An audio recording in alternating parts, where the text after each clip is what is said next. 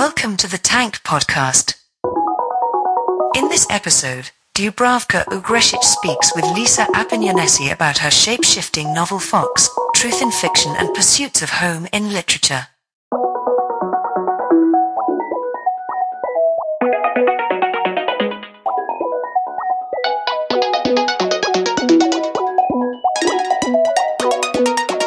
Welcome everyone. Thank you so much for joining. Really excited to host a conversation today between award-winning writer Dubravka Ugrešić, author of numerous works of fiction and essay collections, and another award-winning author, Lisa Appignanesi, also the former chair of the Royal Society of Literature.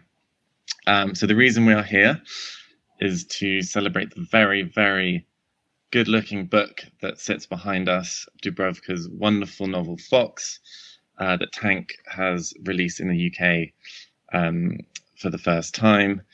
It's an absolutely brilliant piece of work. It's shape-shifting, genre-defying, punctuated with a whole host of memorable literary characters, and ultimately interrogates the notion of storytelling, how stories are made, remembered, forgotten, altered, and renewed.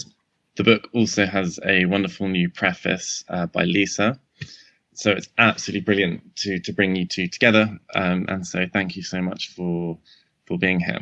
So I'm going to hand over to you two to get the conversation going, and just want to welcome everyone again and say thanks so much.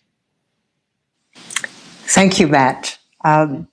It's a pleasure to feel this amazing book. It is so wonderful in one's hands. I don't know if I can get it in front of the camera. There it is, almost, because it's got the most delicious cover, almost as if one were stroking a fox. Not that I have ever managed to do this, Dubravka. The book is just fabulous. It's full of fable, but it's also wonderful. And I've now read it several times, and I really want you to talk about it. But the first thing I wanted to say is that at the very start of this book, there is, of course, also by Dubravka Ugrešić. And I was looking down this list, and I was just in a state of absolute marvel at the titles that you have come up with for your books. So something like In the Jaws of Life, The Museum of Unconditional Surrender, Lend Me Your Character, The Ministry of Pain, Baba Yaga Laden Egg, and now Fox. And those are just the fictions. The essays are equally amazing. Karaoke Culture, Nobody's Home, Europe in Sepia. I mean, okay, Dubravka, we're going to talk about where stories come from, but where do titles come from? Sorry, where titles come from? Listen, I think I enjoy everything about books.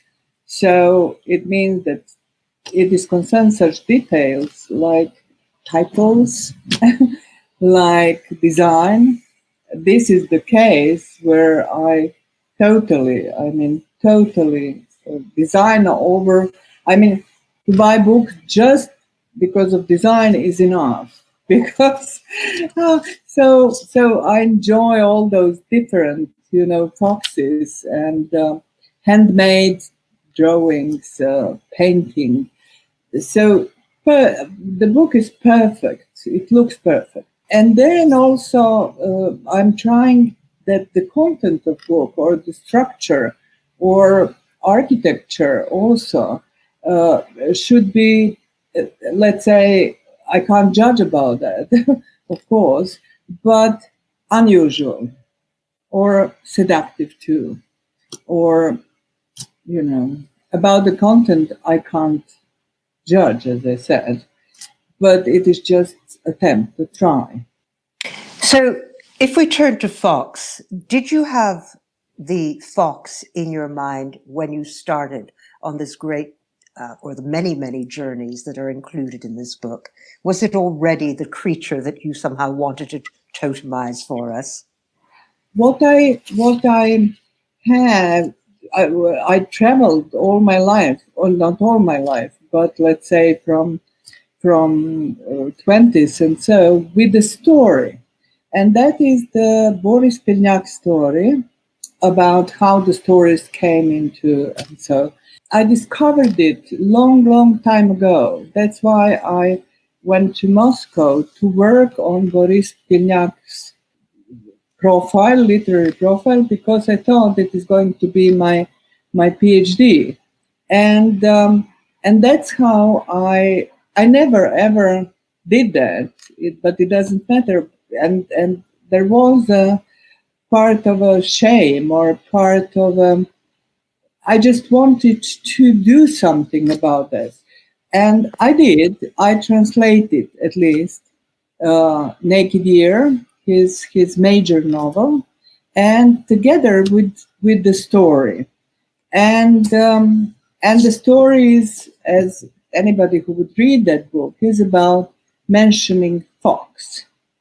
And from there on, all that started. A little research about foxes, this and that, and but that was the fundament. This story, and then I built the whole construction of the novel, and the fox became a leitmotif or a symbolic motif or a real one, and so on and so forth, and literary one first of all. So, Dubravka, what I love about this book is the way you interweave your own life as a writer, the actual journeys that it entails, as well as the past of memory, as well as the many, many literary figures who come through this book and the other characters. And at the end of this huge and wonderful architecture that you create, I think as a reader, I cease to be able to distinguish between what is so-called autobiographical narrative and what is fictional construction. And I wanted to know whether this was something that happens to you as well, or whether this is a very deliberate merging of the two. I mean, a very conscious merging. We don't know that. Nobody of us knows that. We should go to psychotherapy, that somebody else should tell us what is truth, what is not. But let's say we are still, in our places and sober and able to distinguish what is what. So I was so, let's say, I even invented episodes for the real figures. Let's say for Vladimir Nabokov, in that chapter, a little Miss Footnote. So a real is Dorothy Leithold. She's a real figure, but she's just a footnote to Vladimir Nabokov's life. Nobody, there are some biographers who mentioned her. She was a librarian, and she tried to learn Russian, and she really did take Nabokov's family, Vera and Dmitry and Nabokov himself, from East Coast to the West Coast, where he was supposed to have in Stanford University his lectures. And but what I invented is the episode where Nabokov catches the wonderful example of a butterfly on her body and special part of her body.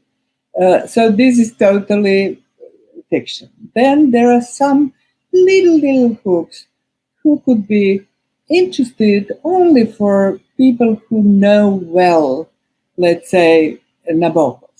And this is that I invented a boyfriend for Dorothy Leithold.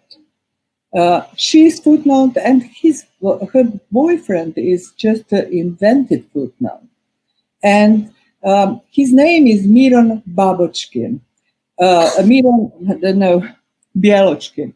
Miron Bialochkin, and he is an invented little episode which hooks two chapters, which connects two chapters. So he's Levin's friend for a while, and he's dreaming about going to America, and the other Levin is dreaming to go somewhere else. And then I just mentioned in one line her boyfriend, because she asked Nabokov for a favor to find him some job because he was an actor. And Nabokov didn't pay attention, of course. But he mentioned this name in his novel. There is a little character, Bialochkin, a woman, and it is for people who have this, let's say, literary imagination also, which works within the actual literature. So it's a little, let's say, detail. It is very difficult to explain all of that, so that's how it works, and that's why the book is novel, in fact. Because you have invented. Those hidden little hooks. But even as you talk, I feel we're either chasing butterflies or the fox's tail. So. Yeah. Yeah. But you begin. So I wanted to ask you, because this actually does concern me, and also I'm very, very interested in it. You begin this story of where stories come from by giving us Pilniak's story, his tale, about a Russian woman who falls in love with a pretend or perhaps real Japanese novelist, and who follows him to Japan in order to engage in a wonderful or not so wonderful love affair, which is also a marriage. And she becomes the heroine of perhaps Takasaki's book. Now, you say there that the nature of being a heroine, a woman, in other words, who fulfills her destiny, is effectively both to suffer and to be memorialized by a man or invented by a man. And I wanted to tease that out a little bit, because it's a theme that recurs in the book, with the writer herself always breaking the mold of that particular destiny, not always for her own good, but nonetheless attempting to break it. So I just wanted to interrogate a little bit about your thoughts about women, both in fiction and out of fiction in our time. I think that first I will answer your question about the fox. So it is not only the heroine of hero of the nobody knows, but I made connection between Tanizaki's novel, in English translation is Naomi, where maybe, and he was very much in fashion at that time when Pilniak visited Japan. And for Pilniak also discovered this type of fiction where, in fact, is sort of a confession of a man about this domestic love, sensual, sexual life. And it was pretty shocking for Pilniak. So he even wrote about that. So it is possibly, we don't know, the writer Tanizaki and his novel and his writing, right? So Pilniak twists the whole story, and he exploits that heroine, Russian young woman, twice. So she's twice betrayed. First by her supposed husband or whatever, Japanese writer, and second by Pilniak himself, because she's also a theme of his story, right? And both men, in fact, they built a monument at the same time to that anonymous poor literary hero. And this is one thing, but there are more in the book. There are more. This is Levin's widow. much younger than himself, and she, in fact, builds after his death his career. Without her, nothing of that would exist. So, in my imagination, of course, I'm not talking about reality, but you will recognize that this is the usual common story in literary reality, that women are taking off the writer's man's career. For instance, that was Vera Nabokov. She managed, in fact, according to some biographies of her, she managed his career. She decided, in fact, whether he should meet Charlie Chaplin or not. She decided not to, because Chaplin was leftist. Okay? So, and then more and more episodes tell you that in the book, okay, mentioned episodes tell you about that story of women supporting men's writer's career. And in life, we have many other stories. Let's say I'm mentioning the story of Isaac Babel's widow. And because they were married hardly 5 years, and she overlived him for another 70 or 80, I don't know.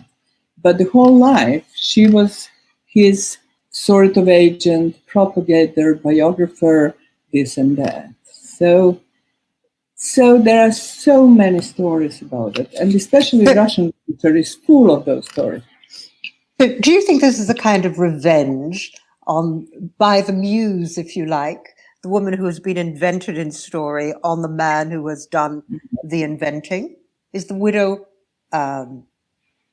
Revenge? a vengeful character? No, I think it's a position that she took in our contemporary society, or in that constellation. Okay, the only role she could have as Right. the devoted follower, devoted agent, devoted founder of his manuscripts. We don't know whether she's an author of those or not. Okay, so I'm not suggesting anything, but it is there. So I love this naughtiness that you've tricked the us into seeing women as the creators of lives, the inventors of lives, having begun with the Pilniak story where the man invents the woman's life, or uses her as a muse in some way or another. So we have this moving across the literary gender divide through these figures of the widow. True, because our canon is male canon. We all read, at least, let's say, when I was growing up, we all read male authors. We even haven't been aware that they're all male. That all came later, with feminism, with gender studies, this and that. But before that, I realized that all my authors canon is male, for you as well. So now situation is changing, and the question is how. Yes, in the English novel, we did have quite a few women. But we weren't necessarily, in my generation, when I was very young, thinking in terms of gender, and we just read. And it didn't really matter who was the author. But there are literatures who, from early on, respected women. And that is, I would say, English literature, also Russian literature. Divas were poets, like, Anna Akhmatova, or and so on and so forth. So what I want to say, this situation now is really different because it is shaking the canon. It is bringing some new contents and new constellations and new stories and so on and so forth. And women are more and more accepted.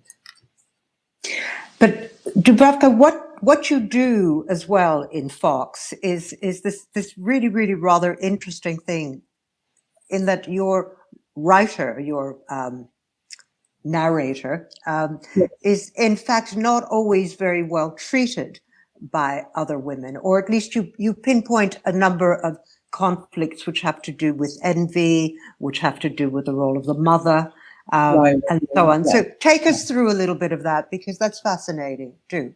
Yeah. It is. That narrator, let's say, is more or less the same, but it ages, you know. I don't know whether you had that feeling while reading it, that she's much younger at the beginning, and at the end, she's already old lady, you know. And Yes, she, indeed I did. yeah, so she imagines herself as an old lady who disappears in the dark and followed by little foxes. so that is the symbolic picture. But and then in last chapter also, it is very important that other generations are confronted. First of all, the author visits this creative writing school, and the author has contact and dialogue with her little niece, who already has her own culture. And it is very difficult for the narrator to participate in it, because it's, you know, webinars and websites and YouTube, and this is that culture, not literature anymore. And also, gosh, I'm talking too much. No, you're not talking too much. But I do want you to talk a little bit about the kind of the difficult side of the relationships between women before we move on to the wonderful note of the niece and language and so on. But, you know, for example, the widow that you had mentioned, Levin's widow, who builds up his reputation and so on, and who, when you introduce her at this wonderful Naples festival, where you're both talking about migration and immigration, her relationship to the writer, your stand-in, let us say, is rather mixed. So she both likes her and benefits her, but she's also very envious. And this characteristic of envy returns too. I mean, in the relationship between the immigrant woman who is a cleaner. I've forgotten her name now, Marlena. Not Marlena Dietrich, but another Marlene. On a giraffe. So I just want you to explore that. I mean, is this something that you found through your life? Or is this something that you just wanted to instill in these older women to younger women characters? It's first of all, it's not experience from my life, not much. But what is important here is that historical context. Why that story was placed in Naples, first of all. Because Naples, when I visited it, it was a town of migrants. They were popping out all over, and but they were still invisible, sort of. And then the history of Naples itself, because Naples, it's a woman, and this is the story how a woman migrant reaches the shores of Naples, and there she is, by God's mercy of God's whatever, she became a patron. So first one is, and this is the story maybe about our culture too, you know, the first one is a real one. And then you have rivalry. And the last one is imposed by Catholic Church. Okay. Catholic Church. And she is accepted. Why? Because, of course, Catholic Church is a huge force. And that is what culturally also happened to women. That is, my novel Baba Yaga Laid an Egg is about this, because a wild, independent, fantastic goddess, Golden Baba, as it was called in Siberia, okay, with many powers, because missionaries who came far from, I don't know, Europe or whatever, to Siberia, it was oral literature, so they remembered that story and they were retelling that story. And then with Christianity, in fact, all those characters became one character. Okay, all were Madonnazed, beautified, and then all that fantastic mythological world full of interesting characters, male and females. Also, I mean, they somehow became bureaucratized with one god and with one order, right? So that is happening with our ancestors, And then what Christianity did is to cripple Eve. Eve is a cripple, and Eve is our mother. So this is absolutely the most perverse story of humankind, because Adam was built by God, invented by God, and Eve was made from his rib, right? So my supposed hypothetical mother is made from a rib of my father. Sorry, this is... And from there on starts all that story, in fact, about crippling women and taking their power and putting them into totally submissive position. So now we have to fight many things, with this liberation and emancipation. It doesn't mean only, sexual or whatever. It means much more. It means deconstruction of the whole culture. It's a difficult job. And what I do a bit is, deconstructing all of things through my literature. I mean, that's all what I can do. And other women, sociologists, anthropologists, women in religious studies, or let's say philosophers, they do their job too. Right. Well, you've done it brilliantly in this book, because you have us chasing back to the original Eve and all through to the contemporary. But let's move away from women for a moment, for now, and think a little bit about one of the other themes in this book, which is really to do, and it's a persistent theme in your work, to do with the idea of home and the reality of home. The two. I mean, you have your own history of leaving home, or home leaving you, because the country actually changed around you, or the place where you were brought up changed around you, because of war, because of politics, because you were in fact thrust into a kind of exiled position as a writer, from even the name of your language, Serbo-Croat, into Croat, and so on. And in the book, the section called The Devil's Garden, which is perhaps an Adam and Eve section as well, is really about creating a home in the country which was once home. So tell us a little bit about that and what you were doing with this, I think, beautifully romanticized section. Yeah. I think that, first of all, I'm probably the only person in old age who went to exile after the democratization and fall of the wall. So this is the funny story, but this is truth.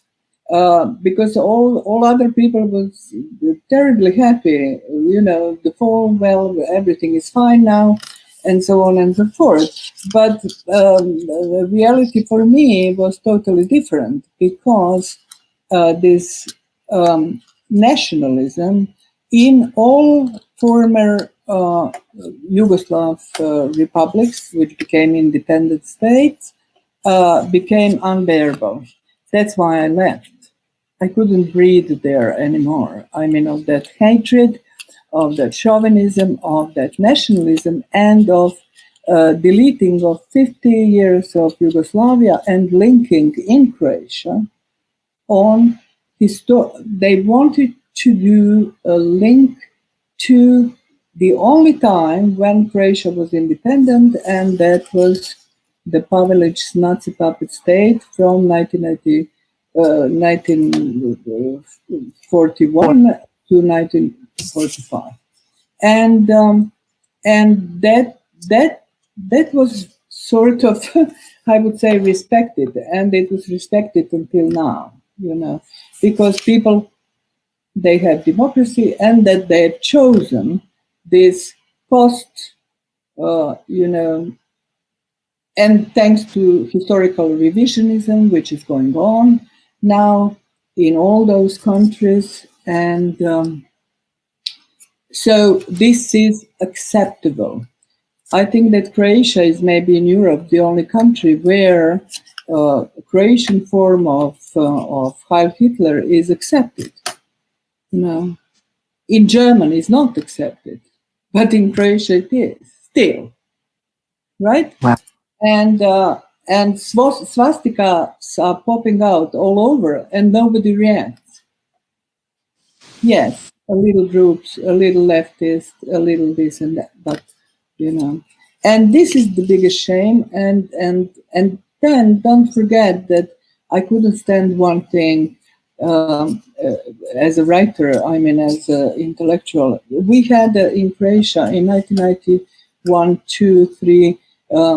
Blessed by Ministry of Culture of Croatia, book burnings, cleaning up libraries.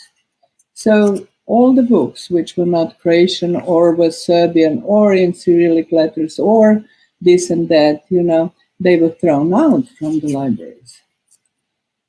And nobody reacted about that. Not my colleagues, fellow writers. I mean, just a few journalists, a writer or two, but not the institution, like academy, a university, and so on and so forth. So for me, I mean, in such a constellation, life was totally impossible. That's why I left. So this is it. This is not my home anymore. So what do you do? What do you do with this longing for a home, which of course no longer exists? Everybody of us longs for a home. Everybody, it's the deepest mem we have. I mean, it's the simplest and the deepest. But I would say, I mean, you can't rationally, not emotionally, but rationally, you even can't have home. We live in a world where there is 80 million refugees. They call it nicely migrants, And I mean, so what is home? Usually home abandons us. We don't abandon our home.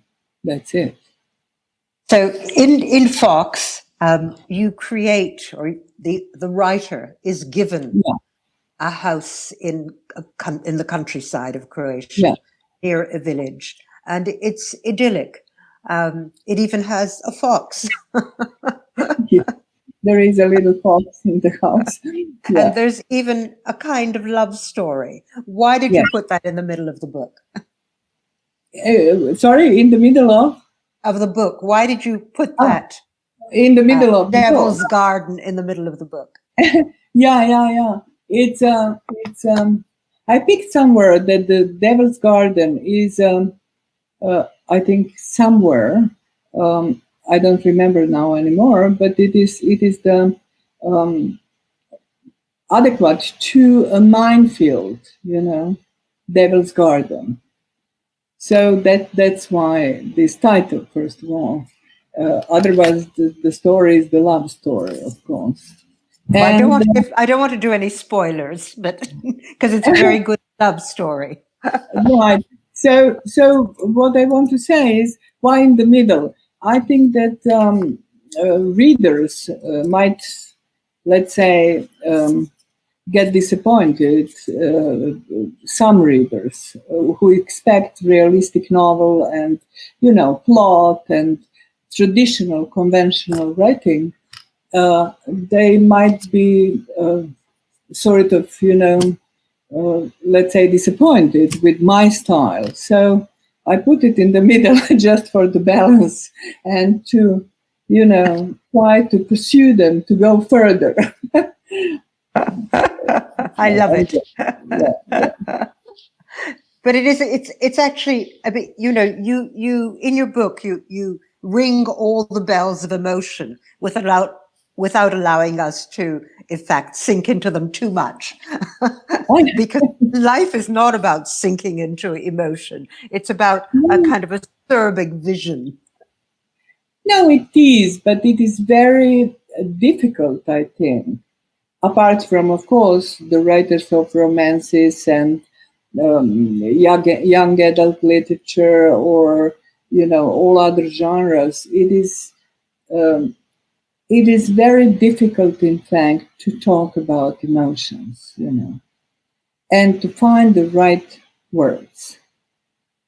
So I think this is the most difficult job, as the most difficult is to write one decent, excellent book for children, for instance, So this is equally difficult. Well, I think you've done it brilliantly here. No, thank you. Okay, Dubravka, we won't talk about love or not love or home and its impossibility. Let's think a little bit about literature more generally. I mean, I was very taken when I went to write the preface, and I looked you up, and I found a website which I had never seen. That in fact your website is about the disappearance of literature, about the disappearance of the author, and the projection of the possibility that all that will remain are traces of something that's there. And there is a kind of anxiety in Fox about disappearance and what it will mean. Yeah. So give us a riff about this, because you write about it so brilliantly. First of all, I put my website. I did my website because on Wikipedia already for 30 years, some people, sabotaging all the facts. For instance, they would put those anonymous, people, they would put that constantly. I didn't want to declare myself as a Croatian writer, but they would put constantly Croatian writer. Okay, so otherwise this is not even a fact, because I was born in Yugoslavia and I was formed as a Yugoslav writer. So, okay, then they would insist on my mother being Bulgarian. I don't have anything against that, but writer is not defined by ethnicity. I don't know. So people are intentionally doing that, And that's why the whole literary scene still functions as, first national literature. And sort of nobody dares to touch those things, like they are presupposed. This is Mongolian writer, this is, French writer, and so on and so forth, Only for the writers from big languages, like, for instance, Anglo-American scene. Nobody would put, this is the American writer. And for me, it's even put that I signed declaration that Croatian, Serbian, Bosnian, Montenegrin language is the one language. what I did, and I think so. Only for political reasons those languages are separated, as they are not in Austria and in Germany, for instance, or Right. in America and England, for instance. This is still English. So this is my point, and we could then think about that in the market, in the global market, this and that, and about wonderful efforts of some people to build the platform for something which is going to be called whatever, world literature, transnational literature, post-national literature, because it's a reality. Many writers live that life in between, either accepting foreign language as their language, working language, other writing in both, other writing in their native language and living abroad, and so on. So, Okay. So we all live in translation. right. Yes. And the other thing is the motive I introduced in my novel, and this is the part which is called Theocritus Adventure. This is the part 4, and of course I'm talking about that, about Levin character, this and that, which is mentioned in part 2 also. So this is just developing the story about Levin, right? First, chapter 2 is about his widow, and chapter 4 is really about that constellation, which brought up about his supposed daughter invented thing, and so on and so forth. But there is a character there, Nikolai Hargiev, and probably for the reader who doesn't know all that, it's boring. Okay, it might be boring, but Nikolai Hargiev, through him, I introduced the story much bigger than my novel, and much bigger than anything, and that through that key, maybe our culture could be read too. And this is the motive of Mozart and Salieri. Why that? First of all, that was the Pushkin story. He introduced first this Mozart and Salieri story. And Nikolai Hargiev was a person with no talents during the Russian avant-garde and later, but a person who was a perfect collector. So he was chasing widows to sell him manuscripts, to sell him poems, to sell him. He was chasing the painters to sell him their works. So at the end, all those people, talented people, died, but Nikolai Hargiev, he outlived them all, and had in his power, and I mean not only power, but that was his ownership, many paintings of Malevich, many paintings, things by Hlyebnikov, and so on and so forth. He wrote his memoirs, and he didn't find one figure he would be impressed with, He bitched them all. But kept this, this collection. And he was already, I don't know how many years old, when people pursued him to come to Amsterdam and bring Malevich's paintings. And of course, there was a literary archive too. And a literary archive, it was kept officers find it on the border. But he himself managed to sell some Malevich's paintings. That's why he was able to buy a house in Amsterdam with his wife and to live happily ever after, but not much because he was already too old. So he was Salieri, and he sold work of great artists and great painters and avant-garde writers, and put them on the market, so to say. So who is the what is this story? I mean, what is that story telling us? Should art be a product on the market or not? I think, or whatever. I don't know. But these are my questions.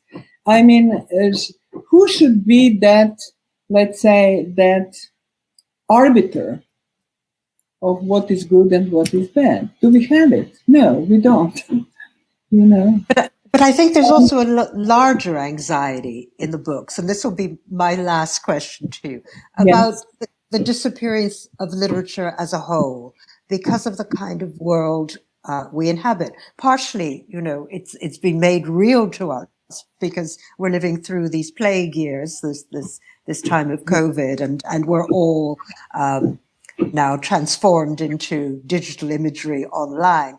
But in fact, perhaps the book itself, the various forms that the novel has taken over time, you lead us to believe may be disappearing as well. And there's an anxiety about that. And I don't know whether it's an anxiety simply to do with age or your analysis of what is going on, as you say, in the production and consumption side of our culture, or perhaps more in the technological side of our culture too. So tell us a little bit about that. Are we disappearing? No, it won't disappear, but we all must admit that something is changing with a switch from Gutenberg galaxy to digital galaxy. So here already many things are changed, and the approachability of a literary field. I mean, you can publish your book, then you can put it on by yourself. Self-publishing, thanks to digital era and possibilities and everything. So all that brought many genres. There was a big wave of illiterate girls who were writing their novels on smartphones in Japan, and there was fantastic success. I mean, publishers would take over those novels and made it authors into stars and so on and so forth. So it's gone. But we have literary activity on internet, and enormous. We have fun fiction, this fiction, that fiction, non-fiction, yes fiction. I mean, just name it. Reality fiction and so on. So it's a total openness, I would say, total openness. And then bit by bit, as it happened with TV viewers, with any consumers are bit by bit pushing out of the scenes arbiters.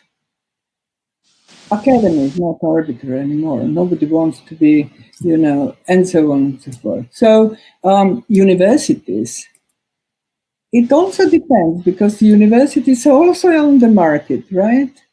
So they would rather, employ, let's say, somebody who produces, by opinion of many readers, literature which is modern, acceptable, this and that, in order to attract students. And students pay for the education. It's not for free.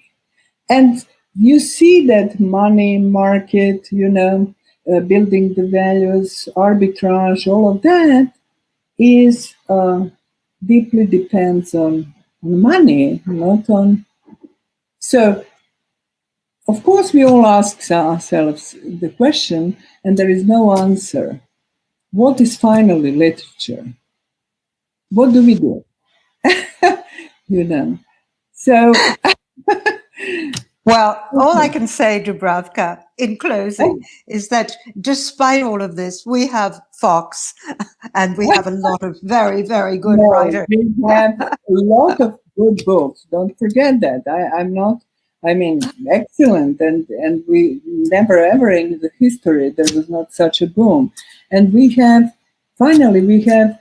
fantastic readers.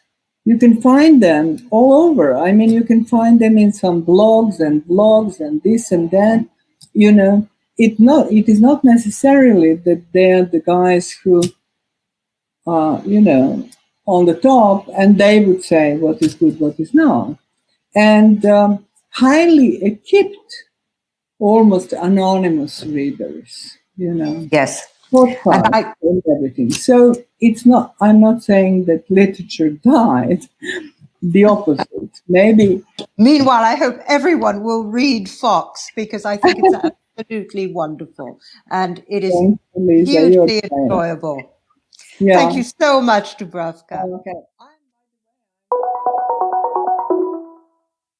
To hear more podcasts from Tank, you can subscribe on all major podcast platforms or follow us on SoundCloud. The theme music for this podcast is by Himera.